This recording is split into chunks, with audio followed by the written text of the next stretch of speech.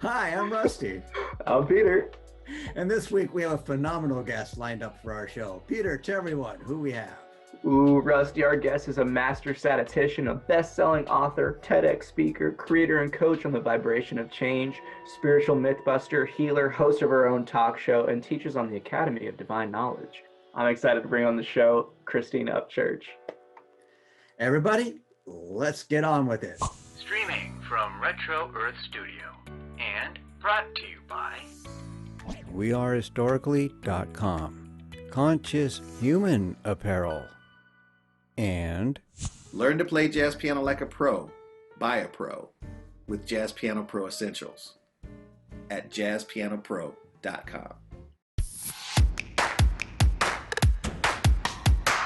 All right, everybody, let's meet Christine. And Christine, I'm so grateful for you to be on the show today. How are you doing? I'm doing really well. Thank you. So let's just dive into the meat of things. Why don't you give our listeners a little bit of a brief synopsis and bio on who you are, what you do, and why you're really all about this vibration of change? I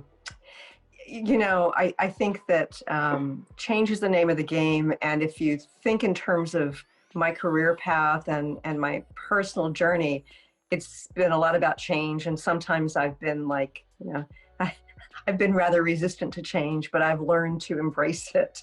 I'm a former research statistician. I used to design and analyze clinical trials in cancer research. Faced a cancer crisis of my own when doctors didn't have anything to treat me early, healed myself, became a healer, and then eventually went into the consciousness realm. And I teach workshops. I host a radio show, weekly radio show. I'm currently also the host of the 2021 Nautilus Book Awards Author Spotlight Series. I do some coaching, including media coaching. It's just sort of a mix. And then in terms of my personal journey, it's been an interesting journey, not only having the courage to face the truth about where my heart lies in terms of my career and making some changes, but also in terms of my personal journey, letting go of a dysfunctional marriage, letting go of some friends along the way, being open to change that I didn't expect to be open to. And these days, I'm really passionate about doing a double take on some of our belief systems, because I find that our belief systems are often in our background and that we just assume that they're truth. And I've sort of been smacked in the face with the fact that many of the things that I believed in are actually illusions or restrictions, boxes that I've climbed into or resided in for a very long time, where I need to knock down the sides of the box and hop out.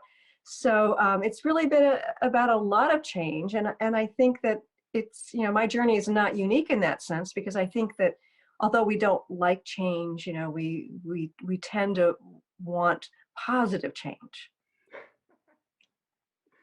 Life has other things in store, that is for certain. So I guess one of the more interesting angles is coming from this, analytical, scientific background and really evolving and diving deep into, what is now called the woo, but really just like these deeper spiritual truths that are at the essence of our being. So how did that awakening and transition really start? Well, it's funny because, when I was young, I used to see energy around animals and insects and sometimes some people. So I was open to this other realm. And I knew I was here for an important reason. And I have vague recollection of interacting with a woman who I didn't know, who would, I remember her handing me a ball, but I think it was actually an energy ball. So when I was younger, I had some interesting experiences, and then I kind of unlearned some of that stuff. And then fast forward, it was between my junior and senior year of college. I was a math major in college. I was trying to decide, do I go into computer science or do I go to grad school and become a statistician? And I'm walking along and I'm like wandering past this. I'm having to walk to and from this house sitting job that's like 2 miles away, because my my old Chevelle is like the battery has fallen out because the shelf is rotted out, you know. So I'm walking, doing a lot of walking, and I'm walking past this little convenience store. And I'm thinking, you know, should I stop and get some Doritos? You know, like just like the usual mind chat, like do I you know, get magnetized towards that junk food and bring it home? And then all of a sudden, as I'm walking along, I hear this voice, and it said, "You're a healer," like loud and clear. And I'm like, what? And it wasn't the usual mind chatter or the inner voice. It sounded like somebody else's voice. And I'm looking around and I'm like, I'm the only one walking down the street, right?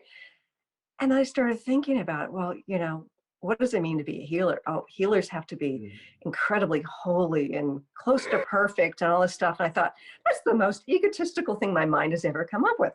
So I heard that same voice and that same phrase a couple of times that summer, and I just chalked it up to ego, right?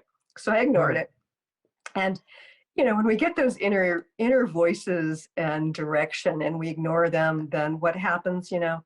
The universe hits us over the head with it. Yeah, right back around. Yes. So anyway, fast forward a number of years, I'm working on my doctorate in mathematical statistics, really unhappy with my direction, although, you know, I'm reasonably good at it. It's not like that it was a problem in that respect. And I ended up developing the early stages of lymphoma. And doctors didn't have anything to offer me at that point. They said, early treatment's not helpful. We're going to wait and watch until it gets to be bad enough.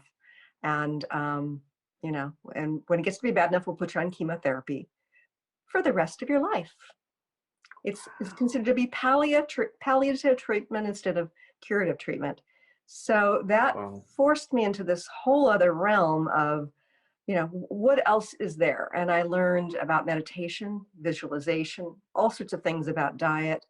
And I dealt with some of the emotional issues that were keeping me stuck, and ultimately healed myself without any medical treatment. And so it put me on a new path because it became a passion, manifestation, healing. You know, it was just like this door had been opened into this beautiful realm that I wanted to explore more.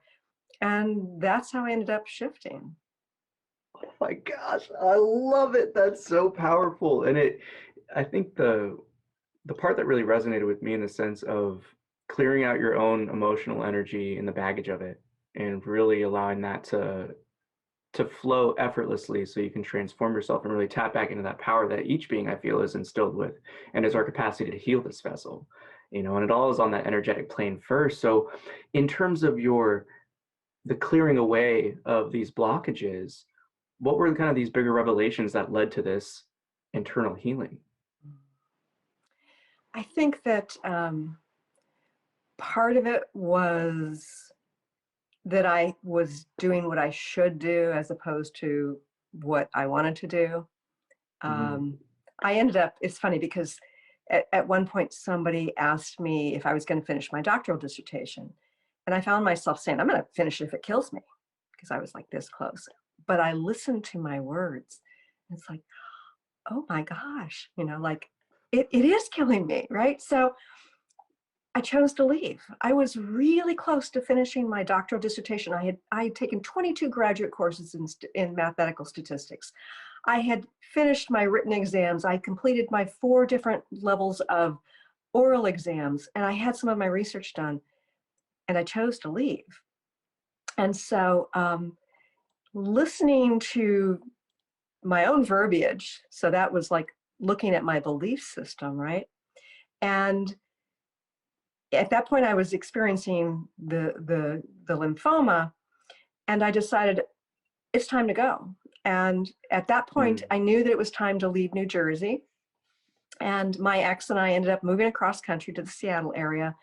And within 3 weeks, all of the lesions disappeared. All of the cancerous lesions disappeared. So it was like, that taught me that we have to follow our inner voice.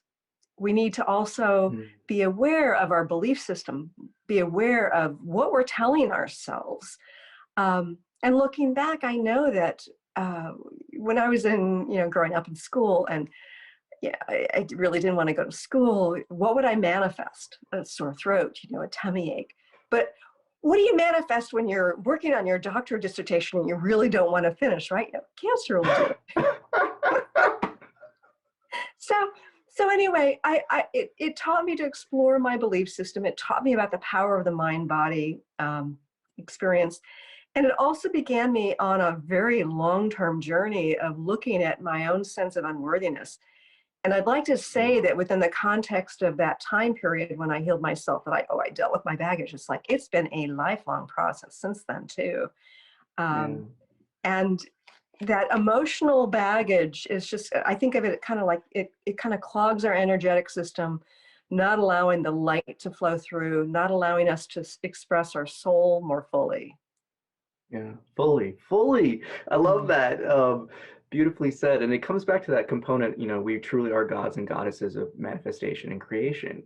And when we fail to harness that power, it becomes hijacked by these egoic beliefs and the constructs that we limit ourselves on. And I think the unworthiness factor is really key to 99% of human suffering in the beginning. We grow up just always feeling inadequate. And I don't know, we can always dive into this. It's because truthfully, we're always doing this external search for our fulfillment rather than radiating our light in which we are. So it's this transition that I find is amazing with you. And it's this component to consciously questioning the belief systems. How transformative has that been just in these past few years of, your own hosting and your own kind of brand building? Well, it's funny because I've always thought of myself as a spiritual seeker. I had a great attachment to think of myself as being spiritual. And within the last 5 to 7 years, I found myself questioning some of my beliefs around spirituality. And that's different. That goes beyond like the worthiness issue, because I know on a deep level that I'm worthy, and it's ego stuff getting in the way of that.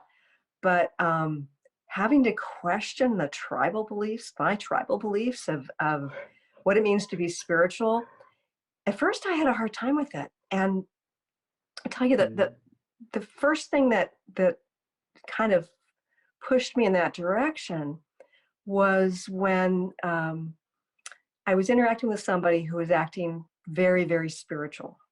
And yet, they came across as just, oh, so sweet and they're so light. And they were being very manipulative and very judgmental. And I found myself feeling some anger towards that, not like expressing it in any big way, but I felt the anger and I was judging my own anger about that. And I thought, first of all, why should I judge my anger? I've got this belief that there are only certain emotions that are spiritual, and there are a bunch of them that are not, right? And then I thought, are our emotions spiritual? Well, all of them really are. Like, that anger was telling me some really pertinent information about where I needed to set boundaries. It was also telling me that this person had this dual vibration. And it also began my exploration into what I consider to be the tenets or sort of laws of spirituality that have been created within the New Age, some of which they're either not true at all, or there are ways in which they're not true. And so that's been kind of mind-blowing. And it's also been a bit both confusing and a little fear-based for me, because I've had to buck against the tribal beliefs, right? Yeah, I love that. Well, I like how you put that, because it resonated with the fear-based aspect, where there's so much attachment and identification with these temporary things that we turn it into another stake to, stab our own heart, rather than recognizing that really the emotional realm is just that sensory feedback. It's that radar. And I like how you put it in terms of picking up the dual energy and the nature of that being, where it's like, oh, yeah, that's extra spicy. But when we get caught up in the spiritual materialism, we always are judged. It becomes another source of judgment and persecution. And it's just like, that's ego 101, folks. Don't separate yourself. Yes. And it's amazing, the more I've kind of stepped back and sort of taken the bird's eye view about these tribal beliefs and my personal beliefs about spirituality, I've come to realize that there's a whole lot of ego involved. I mean, not just like some of these people who are leaders in this realm who are very ego-based, but I mean, even the process of being spiritual and being on our spiritual journeys can be very ego driven, which doesn't get us to where we strive to go.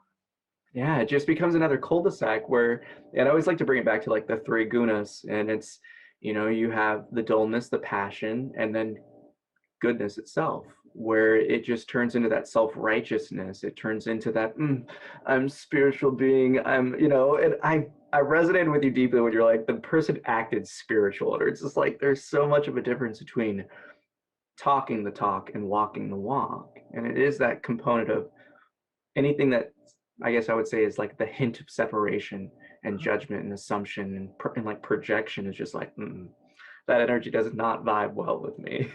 Yeah. And I think that you can have somebody who says the right things and has the right tone of voice, who's very ego-based, even though they're acting spiritual. And then you have somebody who, swears at somebody who crosses them, who comes in front of them, cuts them off in traffic, and then they laugh at themselves. There's one is being genuine, like, oh, I had my human moment, and isn't that cute? And now I'm going to get back into alignment. And the other is like, I'm superior and I'm stuck in ego, but I'm calling myself spiritual for the world to see. Yes, and it's always a fascinating aspect where, in truth, I always see spirituality as just a process of unfoldment. It's always questioning and seeking the deeper truth within your beingness, within life, within this connectivity that we all have. And the moment we think we're there, that's when I always find that those cul-de-sacs and loops come about, where it's like, oh man, life's really going to get you the next come around because this lesson's going to be rough. Yeah. Oh my goodness. I remember years ago, excuse me, when I thought that I had gotten so that I was really good at embracing what is. That's one of the surrender piece. I know you talk about surrender too. It's such an important piece. And then I was going through a divorce, and I was having to sort through a lot of things in my old house. I was letting go of what I thought was my forever house and letting my ex have that. And, sorting through a whole bunch of things and doing it while I was out of town and hurrying. And then I started getting this weird pain at the base of my skull and ended up developing shingles. Now, shingles is incredibly, incredibly painful. And there I was thinking, oh, I've arrived at embracing what is, and then I get this pain, and I recognized that no, I wasn't there yet. I had more things to learn about that, and more about vibration, and it's a sort of thing where when we think we've arrived, you're right, it's like a cul-de-sac, okay, we need to keep driving and get the heck out of it. Don't you just love that? Like, life is probably, I always like to see it as the greatest sense of humor, of just this divine irony. Anytime we really do think we're there, it's like, all right, test it. Let's see how you handle it. Yeah. And I don't know about you, Peter, but I get all sorts of messages numerically in terms of signs. And when you pay attention to the messages, I found that the powers that be, whether you want to call it guidance, higher self, God, universal intelligence, it's hilarious. It's absolutely hilarious. Yes. So I think that's one of the things too, where it's, we can kind of be a testament to that, to, mutual healers in our own respects. And every time I have a student that has a profound recognition, something is just like a breakthrough, that paradigm just shatters and they find this newfound truth, I always remind them before they leave, I was like, just be aware of the signs. Life will always test you and everything is grace. Just remember that, and then it's like, I'll get a text message like an hour later, 2 hours later, already, and it's like, come on, like you got to just dance the dance and enjoy the ride. Yeah. And not resist the ride, it's kind of like, being on a roller coaster, if you're feeling resistant, you're going to get nauseous. But if you just sort of like, oh, this is what I'm doing right now, I'm going to let go, then the ride is a lot smoother. Oh, 100%. And in your own kind of big paradigm shifts, I guess, what are kind of the big resistances that you've had and how have you been able to really kind of overcome them? Because I know you talk about the dissolution of a relationship, these, because I personally am also, went through a similar situation, and it's that the ending of these projected futures, these dreams that we've been building. How were you able to kind of handle that and rekindle that light within yourself? Well, it's interesting because I knew for a number of years it was time for me to leave, and I used to travel a week at a time to go do presentations in different cities and different countries sometimes, and then teach 2 seminars. So I had a whole lot of colleagues there, and also had somebody in the administrative side, and we had this beautiful, loving team. And I used to go, and I'd be gone for a week, and I missed my kids, but and then I'd be home for several weeks, and I'd go for another week, and it just felt so good to not only be a part of this loving team, be leading this loving team, and then teaching sometimes hundreds of people how to facilitate healing, and watching them shift and feeling the energy of it all. It was this beautiful experience. And I'd come home, and it was like this A-B comparison of this expansion and this contraction. And I had so many issues when I was in therapy and doing a lot of inner work, and I was having a hard time letting go of it. And it's almost like I had let go of the attachment of the relationship, but I wasn't able to leave the family unit. And then I had a colleague who was teaching the Akashic Records, and she wanted to come up to my center from California to the Seattle area and teach, a workshop. And I welcomed her, of course. And I really, it's like I had enough on my plate. I didn't want to learn the Akashic Records, but I wanted to welcome her and have people who'd been to my center before come and learn the Akashic Records. But I'm there, so I'm listening. And so the first evening, she's taught for maybe 2 hours, and we get into the Akashic Records, and we're just supposed to get in there and see if the guides have anything for us. And immediately upon getting into the guide, into the Akashic Records, I saw myself in a past life as like a 12, 13-year-old girl with long, stringy black hair. And I was being beaten with a chain by a male family member who was like in his 20s. And it was either an uncle or an older brother, I don't know which. And I knew I was getting beaten because of the fact that I had taken some food. And it was not appropriate in the rules of the family because, it had to be delved out, food was limited. And I was this perky, like defiant thing. And I know that I left that life defiant, and I wasn't going to let anybody tell me what I could or couldn't do. But I left that life with this belief system that when you take for yourself, you're taking away from the family. And when you get into the Akashic Records, it's this amazing thing because it's not just about the awareness here, like you can get into in therapy. It's like this vibrational shift, like this awareness. And I recognized that I didn't need to have that belief in my system, in my life. And by the end of the weekend, I was telling my husband at the time, in a very loving way, I'm done. I will always love you. I will never be in love with you again. It's time for me to move out. And so it was this huge shift, and it was a vibrational shift. So despite all the healing work that I had done and in a variety of ways, it was getting into the Akashic Records and seeing what I had brought into this life, that belief system that was getting in my way, that helped create that big opening for me. Wow. That's impactful. And I think that just goes to the testament of the power of recognition. It's that feeling like when we're running out of air and we get to the surface and we can finally take that breath. It's like the pressure just releases itself.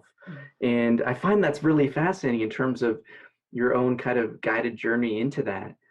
Now, this brings up the whole aspect of, the multiple aspects of our existence, this reincarnation, this generational baggage, these passed on energies. And what are some other examples that you can provide in terms of having these recognitions, whether it be, the past self and past life inertia finally subsiding, learning and breaking free from that cycle, or even just like a parallel life in that sense? Yeah, I've got plenty of those examples. And my first recognition of having a past life occurred when I was probably in my early 20s.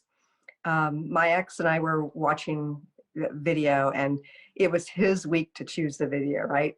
And so it wasn't a chick flick, right? So anyway, he had chosen the movie. I think it was called The Right Stuff. It was about astronauts, and so I'm being a good partner, and I'm sitting next to him, and I'm kind of watching, but I'm also looking at a fashion magazine or something like that, and occasionally looking up. And at one moment, I look up, and there are these astronauts in training who are kind of like weightless, and they're doing some silly things. And I looked up and I burst out laughing. And in that moment, I had this instantaneous memory of seeing this before. And what came to mind is that it felt really good to be in a young, healthy body, because that other time, I remembered I was in a musty movie theater watching that. I could smell the mold and mildew in the theater. I was watching that up on the screen, and I was an old Black man in a lot of pain, really elderly. And I'm thinking, this is really strange. So I asked my husband, I'm like, is this from the movie, or is this film footage? He says, oh, this is actual film footage. And the film footage occurred before I was born, and I started putting two and two together. So it was like this recognition. Oh, I mean, you can say maybe it was a past life, maybe I was tuning into somebody else's life. But it also explained why all my life I've felt this strange kinship with, it's going to sound strange, but with middle-aged, heavy-set Black men. Like, and that's not the culture I've been brought up, surrounded by them, but that explained that piece of it. So that got me really interested in past lives. Yeah. And I've also had experiences with parallel realities with myself in another life, Ooh. Yeah. Well, Yeah. for our listeners, just so it's like there's many things that have been kind of essentially proven by Western science, still getting known today, and it's still really just a developing union between spirit and science. And the parallel lives aspect is that we're always simultaneously living these different realities based on these different choices or paths that we choose to take. And I resonate with you on the parallel life aspect and the reincarnation. I believe one of my first ones was I was having a lot of throat chakra issues in college. It was just like I just felt a lot of pressure, like someone was just on my neck all the time. It was the weirdest thing. And I remember watching, it was one of those old-timey like HBO shows about like the roaring 20s and some mafia things. And there was a character that actually got their throat cut.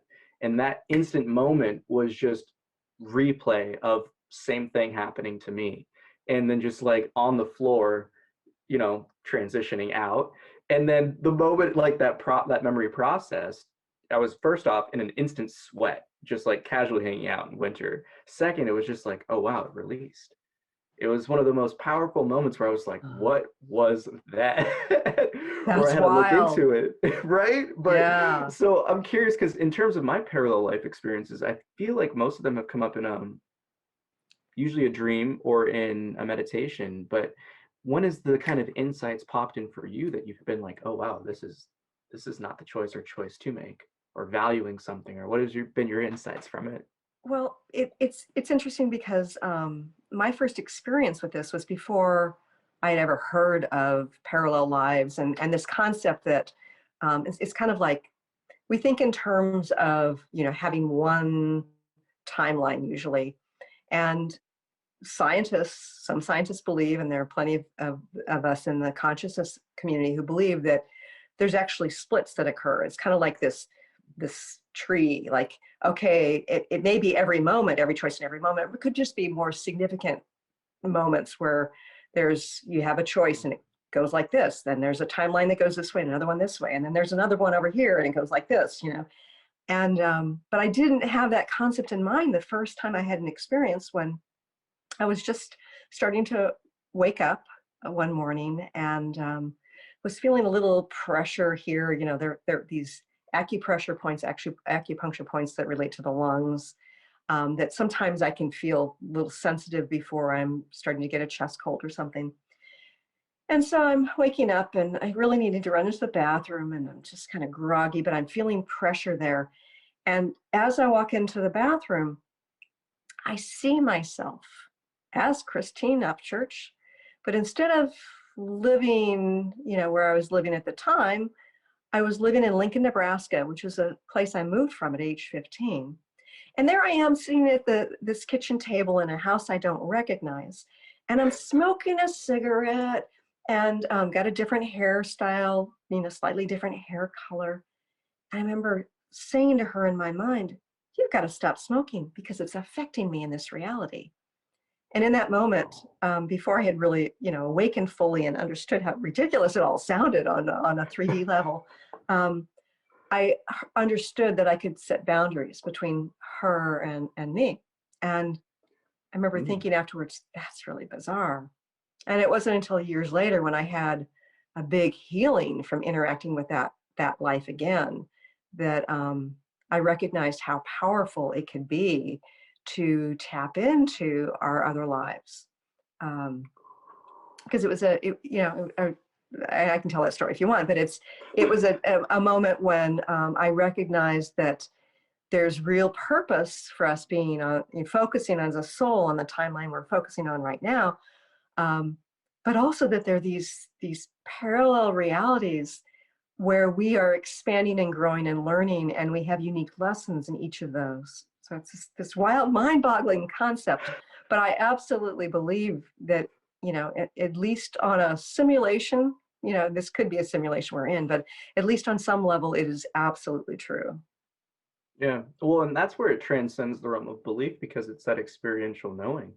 I mean, when you live it, it's a profound truth that just it's almost like it just, yep, that's something etched into the records right there, where there's no question about it. And that's the fascinating thing is, being able to cognitively still function and bring in these higher, whatever we want to call them, essential truths, the core knowings. There's so many different names people call these things by, but these different experiences and understandings, and applying it into the living, waking state in this kind of dense, we all call it 3D, world, but how has that transition been for you in really applying these higher lessons into Well, first of all, life? I just want to validate what you just said and underscore how important it is what you just said about taking those truths, taking that high frequency knowledge, knowingness, vibration, and bringing it into this realm. Because I think for a long time in the spiritual community, it was all about kind of reaching up and interacting in that realm. And it was a lot less about bringing it down into the often uncomfortable 3D realm to transform not only our personal lives, but the collective. So, Peter, really important what you just said first. And now remind me what the question was. I'm sorry. I just... How do you do it? How do you bring this into the flow of just this infinite now? Yeah. Well, I think that part of it is to have some curiosity about it and to also let go of some of our attachment that we have to our belief systems. Because, when you experience a past life, a parallel life, aspects of reality, and I've seen I've seen geometric figures, floating past, weird, wild things and incredible synchronicities where it makes you question reality. But if we can sort of have a kind of like a more detached and kind of a bird's eye view relationship with our perspective, our belief systems, our perspective on reality, then it allows for us to observe these things without so much judgment. It allows for us to be amused at our own myopic, narrow-minded perspective on reality that has, up until that period. And so just having some curiosity, just having some detachment, and just knowing that it's part of the adventure makes it much more palatable and makes it can be really fun sometimes. Right. I think that's the coolest part is, and I think I know it firsthand in that sense where everyone kind of goes through this almost honeymoon phase with spirituality where it's just like, this is so amazing. I have to tell the world. And then more often than not, you get kind of crushed by the fact that most people aren't ready for that, nor do they want it.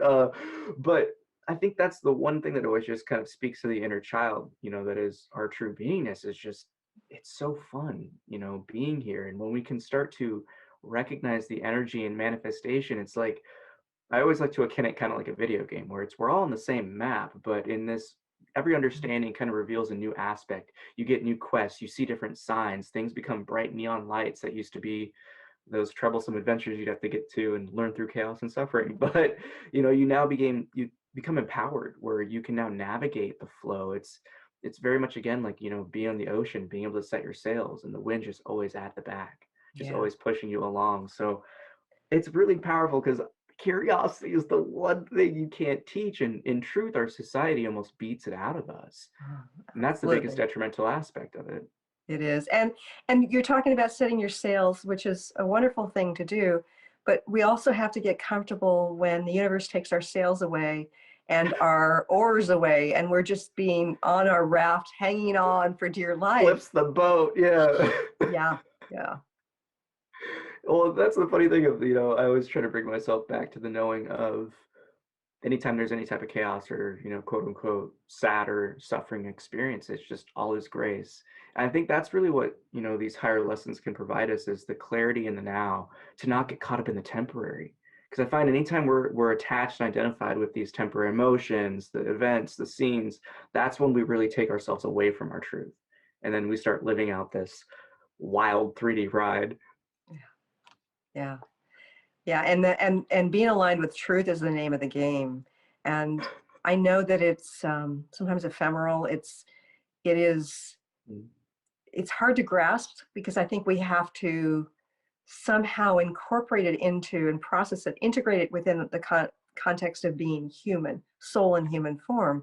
But if we focus on truth, and truth is of the moment, then that really allows us to be in that flow and to be expansive. Oh yeah, and I love how you said it. I can't remember what show it was on, but I heard it was this interview that you were giving, and they asked you about meditation, and you're like, oh yeah, I meditate every now and then. Like, it's not like a super serious thing, but like, and I just love that, because I think that's another spiritual paradox where everyone's like, oh no, you're a spiritual healer, like you have to be zenned out all the time. It's just like, no, like the whole point of meditation is, yes, it gives you the tools to tap in, but really it's intended to be living and experiencing that flow. And Absolutely. And it can be a great, sorry, didn't mean to interrupt. Oh no, you're good. No. It can be a great thing to sort of reorient our perspective, align with body, aligned with mind, let the mind do its thing, but kind of detach from the mind for a little while to quiet it. And it's, it can be a really good thing, but I think that we have too much compartmentalization when it comes to our spiritual journeys. And I've had some of the most significant, expansive experiences while going about normal life. And so it's the sort of thing where meditation can be a helpful tool, but it's not the name of the game. And if we have attachment to that, it's more spiritual ego. Boom, nail on the head. I love that. And it's the funniest things is, life isn't providing you the lessons to sit on the ground with your eyes closed, listening, and detaching yourself and having that bird's eye view of your own being. It's meant to be utilized for the world. And I think that's always the thing that we tend to get caught in, that, the typical human natures of, oh, I want to idolize someone else, I want to emulate them. But it's like, no, like, meditation is that doorway that when we walk through, we finally come home to like who we really are. And then it becomes that process of just expressing yourself for the universe. And, it's beautiful to be like, see you and talk with you and just see how you've been giving your gifts into the world, into your healing, your perspective, because, it's just another piece of the puzzle that, helps us figure out this great mystery. And we each have a unique path. And so, and interestingly enough, there's been some scientific research that may indicate that meditation and sort of the more compartmentalized kinds of spiritual connection may be more important for men than women on average. And here's why. There's been some fascinating research at the University of Pennsylvania where they looked at aspects of the male and female brain.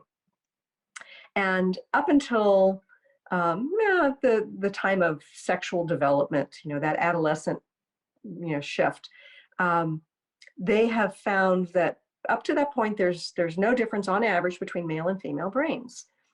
But, afterwards, when a girl goes into womanhood and a boy turns into a man, essentially there are significant differences on average. And, this is generalizing, but this is basically statistics here, where the men have more front to back kind of connection. So they're much better at the, like some of the action stuff, think about driving a fast car around a racetrack, they tend to have more of that stuff. And women tend to have more of the side-to-side brain connectivity. Think in terms of intuitive flow, rational stuff, like back, forth. And so it's, it's not that the meditation or the compartmentalized, like spiritual gathering kind of connection doesn't benefit everybody, because it does. But for men, it may be helpful to kind of develop those connections within those contexts, so that they have more of that back and forth kind of flow. And again, it's generalization, but there's probably evolutionary reasons why our brains have developed this way. Oh, 100%. I think that's the beautiful aspect of being able to tie together the spiritual realm and the scientific, because at one point they were united. And that's the cool thing about, that aspect of the brain chemistry and just how things operate, where I see it energetically. And one of the things that I picked up on is when men truly begin their kind of like, whether you want to call it awakening, unfoldment, ascension, whatever process you see fit, it's the feminine energies start to come and play more, in terms of that cross hemisphere communication within yourself. And that is the funny thing, is even in practices of meditation, I've even found with male and female students, it's men do require a little bit more of the Zen time to really mellow things out, to really build those bridges, to really break away from a lot of those paradigms. But I find that women's meditation is also just that different energy, where it's the expressing it. And I think it comes back to the way in terms of how men and women operate, in the sense of, men always kind of like to go out and do things, so we have to come in, and then the opposite would be the women's roles. Usually they come inwards, and now their meditation is to really just let life flow through and overfloweth. Yeah. So it's fascinating. Oh, I love it. Yeah, and I think that with women, first of all, women need to learn to trust that flow, because we've been taught, okay, there's some people who honor, women's intuition, but we really need to trust that flow and then act upon it, because that's the masculine energy, that outward flow, that, not only an intention, but the action that moves things out. And so it's this trust into action that women on average, need to develop or focus on. It's our brains have evolved to be different, hunters versus gatherers. It's a very different kind of thing. And as we evolve into more balanced, masculine and feminine within the context of each body, and integrate, both aspects of ourselves, our soul in masculine and feminine terms, then it's just, we have different lessons to learn. Right. And that's the thing that, is almost one of those societal shortcomings. And obviously, we can talk, there's nefarious aspects with every kind of agenda and big push with things, but I think that's one of the biggest misconceptions when we materialize and see everything as this external thing, whether it be, not comfortable with your body. When certain energies start to awaken, it means you're identified with this energy now. No, it's always about bringing that balance and bringing that harmony, because then only then do we really allow the floodgates of life to flow through us. So I love how you said that in terms of the expression, where it is that flow into the action with women. See, and that's the thing where I appreciate, because I'm a guy, I don't know how to express that. You do, so, and I think that's the one big thing here is, it's breaking down these walls of separation, so we can all really take steps and leaps and bounds together as a civilization to really tap into these deeper spiritual truths, where, I already know right now, we could change an entire generation with just a few different classes in elementary school with how these kids would develop. Absolutely. I wholeheartedly agree. So that's a project, so I got to start planning that. Well, because now I was listening to one of your TED Talks, and it was this concept of outsider. And I've found it really funny, and I just got giddy when I started to hear it, because I've always called it outlier, where it's just like, but it's the same concept of, there's always an event in life. There's always something that'll make you kind of stand out and see things differently than everyone else. And that's kind of the tribulations and trials that you're challenged and tested with. And, as more and more people in this kind of truther community awaken and they've been more and more ostracized, what is kind of your biggest words of encouragement for those that are experiencing and feeling like that outsider and outlier? Well, that first of all, being an outsider has multiple gifts. Feeling like an outsider has multiple gifts. It allows you to kind of be on the outside and observing. It allows you to reassess who your tribe really is. But currently, I think that we've got a split within the consciousness community. And we have to basically always be assessing our relationship with the tribe. Because, as kids, we grow up and our first tribe is our family, generally speaking. And then as teens, we start to, connect with our peers and they become our tribe. And, our tribe can change over time. And I think what's happened in the last 20 years or so is that many people have found the New Age community, the consciousness movement, to be their tribe. But we currently have a split within that tribe. And the split relates to our current health situation, our current jab situation, our current political situation, where some of us have begun to see truths that we weren't exposed to before. We believe certain words, we believe certain authorities, we believed in certain systems that have actually been manipulating and controlling us. And to evolve, we are focusing more on our sovereignty and breaking through that control on both an individual and a collective level. But there are plenty of people, and I'm going to be careful talking about this because I know that things get censored, but people think, oh, well, if you're going to be a good spiritual person, you cover your face, right? And it's like, wait a minute, the science doesn't say that, even though we're being told that the science does, because former statistician, I've looked at the research and the science definitely doesn't say that. And that's a subject of control. And in fact, it's really interesting because in satanic initiations, from what I've read, there are two things that are required. They have something over their face, and they stand 6 feet apart from each other. Does that sound familiar? Right. Well, see, and here's the thing where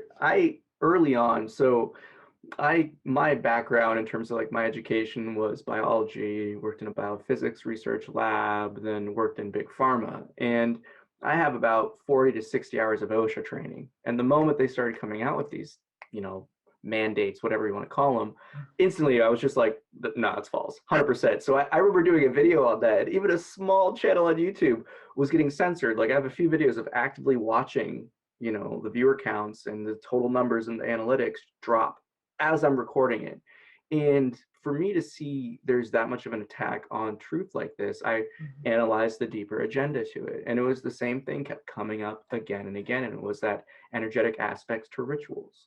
And I think this is something that people are really uncomfortable with. And, and I find it really entertaining, just to kind of like my dark humor in the sense of, spiritual community people, consciousness community being like, oh no, that stuff's not real, just the love and light. And I'm like, whoa. Like when I awakened to like these deeper truths and have these experiential knowings, I was like, well, dang, like if this stuff's true, because I'm kind of a skeptic in that sense. I always I'm curious by nature. So I was always trying to figure things out. And I'm like, well, if the love and light and the oneness and all this other stuff is true, well, what does this mean about all the nefarious things? And when I started doing the research in that, it's really not that well hidden in truth nowadays, at least. But it's these darker agendas that are dividing people even more. And I think that's the name of the game, divide and conquer. It is. And things that I have to tell you that I have to admit that in the past, I bought into certain political narratives because it sounded right. it sounded right. Yeah. And I started recognizing, first of all, there may be another agenda. Who's funding it? What is the Right. result of it? How is this creating unity? How is this creating caring for people? Like it made me recognize that there's this, again, dual vibration between what's being espoused politically in certain situations or medically in various situations where it's just not aligned with the goodness that they are, you know, acting as though it's the goodness in their heart and they're caring for humanity. And it's mind-blowing. And I think what's happening to a lot of people right now who are waking up in this way, and I don't know if it's true about you, Peter. I love the fact that you've got this scientific background too, but it's this sense of people we connected with before that who we felt were members of our tribe are judging us, are buying into things that we like. Once you wake up to truth, and I know there are multiple levels of truth, but once you wake up to it, when you see people you love and respected, buying into these things, it's heartbreaking, but it's also making us feel like outsiders again. Right. Like, I love it. I love it. It's such a tumultuous time, but it's one of those things where it's been very humbling in the sense of, just being graced where, where one door, really shuts, another one opens. And I found that that's been another thing that's kind of amplified is just as we're going through this wild time of transformation that, the paths are really splitting. There's no more sitting on the fence with these issues. And I find that that's always the blessing in disguise because it's kind of been revealing a lot of that spiritual materialism, of that kind of entitlement, self-righteousness aspects where it's kind of blown my mind. I love how life's always keeping you on your toes, but it's crazy. The judgment that is experienced for many people, like within the context of, when they're able to speak their truth online, or they venture into a grocery store, saying I'm a sovereign being, I don't want to put that on. Yeah. I want to breathe instead of the breathing in the CO2 that according to OSHA levels it like gets sky high within 30 seconds or a minute or whatever it is, like underneath that. So many. It's to see the judgment from people who are being good citizens, they think. It's heartbreaking to understand. Not only is that judgment there, but the judgment is misdirected. If you are going to be judgmental, it needs to be directed up, not God. Like I'm just talking about powers that be in the 3D realm. That there's some things that are really broken that need to be illuminated and changed, and it is disheartening to see people buy into it. Yeah, I mean, as a fellow Washingtonian, I think we're kind of in that brightest lights go to the darkest places sense of the game, where it's, there's been a lot of people in my life where I've seen this very interesting switch, and it's very fascinating to me just to see how energy impacts everyone because, we bring it back to that concept of fear, and you can really get caught up in these narratives rather than overcoming the uncomfortable aspect of questioning and really being liberated from all of that tension and negativity. Because once you actually look at things scientifically, that is the purpose of the introspective and the objective, is to really kind of build that harmony. And the objective truths are very simple about this. Everyone's just getting so caught up in this emotional manipulation, and it does break your heart. But I think the one thing that's always reassured me is just bless your life. Have a nice path, because I mean, there's no way the truth doesn't get out. The truth is the one thing that's always the testament of time. It's going to reveal itself. Bring it back to the ritualistic component. I'm very curious because, in terms of your auric field, like I do a lot of qigong work, and it's just, in terms of feeling your own energy, you have that 6-foot limit. There's the ritual aspect of the 6 feet, and the fact that it's becoming ever more clear that there is some type of energy issue going on for those who receive it. I always try to look at the manifestations of it, like what areas does it really hit? Really hits the heart, really hits the brain, really hits the lungs. Obviously, we're now finding it hits really every organ, but that primary heart mind connection to the spirit, where I'm just very fascinated just to see, kind of the more energetic components to this kind of great awakening and time of ascension that we're in. Like, what are the real impacts of this? We really don't know. We don't. And, it's funny because I think that the not knowing and being curious is this great combination. And at one point, my guide started presenting me with this sort of light, this sort of white light, and which seemed really strange to me because first of all, I'm peaceful enough to escort insects from my house out in a jar so they can go outside, unless it's an infestation. That's a whole other thing. But and I don't eat anything that crawled, walked, flew, swam. It's not in my nature. And here my guides were presenting me with this sort of light, and I'm thinking, this is really strange. And I intuitively knew that I was bringing it through into the center of my body.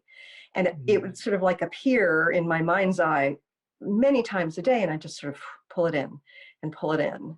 And I'm thinking, sword, warrior kind of thing. And in fact, had an interesting situation where, I normally have really clear boundaries energetically with my space, with myself. And I'm not going to go into details here, but I had something really evil flying into my space, flying to interact with me multiple times a day and night, where I had to sort of invoke the sword and then push the light out. And so it's the kind of thing where I find myself being asked to not only have a less attachment to realities, to routines, to things and people in my life, but to also be open to what the universe is bringing me that I have had no expectations about. Oh, I love it. Well, I'm curious, is there anything else you feel like you'd like to touch upon or you're evoked to really let the listeners know? I just think that we need to have an open mind and curiosity about truth, and really evaluate our relationship with truth. Because, I've kind of done that myself with my perspective on reality, with my perspective on various things. I think that our relationship with truth can be very complex. And if we can kind of take a step back and assess, am I willing to see the truth? Do I have resistance to seeing truth? Are there aspects of my belief system that I think are just, background absolute truth that I should be questioning? That curiosity, that detachment, I think is a really important piece to develop right now, because it's going to come in handy in the near future, I think. Oof, 100%, 100%. I just want to sprinkle some extra on top, and it's question the idols that people keep creating. Yes. I think that's probably like the biggest thing, where it's, oh, this one truther said this, I'm going to just blindly do that. It's like, no, discernment. That's the textbook curiosity and questioning. Yeah. And again, that to me, that relates to our beliefs and our relationships with the tribe, because we go from one tribe to another. And it really, in order to create the planet we want to create, we have to be aligned with soul. And our tribes can come and go, but we need to be discerning about what the tribal beliefs are. And yes, there may be people in the truther movement who are espousing all sorts of truth, but they don't have the truth. They don't have all truth. And we need to discern. Love that. That's so true. And I guess that brings us back to the benefits of the outlier perspective. Is, you from an early age, I feel those of us that have tread that path where we've had to really determine our own truth forcibly. And it hasn't always been the most loving of journeys, but it's the one that's led us here to this opportunistic time to really lead ourselves and help inspire others to capitalize on this time for change. Absolutely. I love it. Well, With that, Christine, I just want to thank you so much for joining us on Creatives Chat. I'm going to have you stick around for the after show, but I guess this is a good time to roll the outro. That concludes this episode of Creatives Chat. Thank you for watching. Join us every Thursday at 3:33 p.m. Pacific Daily Time as creative minds get together and chat about who knows what. View more episodes on our YouTube channel. Don't forget to like and subscribe. Thanks again to our sponsors for making this show possible. Thank you, We Are Historically, for your conscious human apparel. Shop online at wearehistorically.com. Hi, I'm Darius Wilrich. I'll teach you everything you need to know about playing jazz piano like a pro with my 12-week online video course and downloadable guidebook, Jazz Piano Pro Essentials. Enroll today at jazzpianopro.com.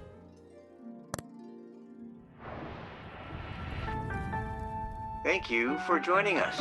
Have a happy always.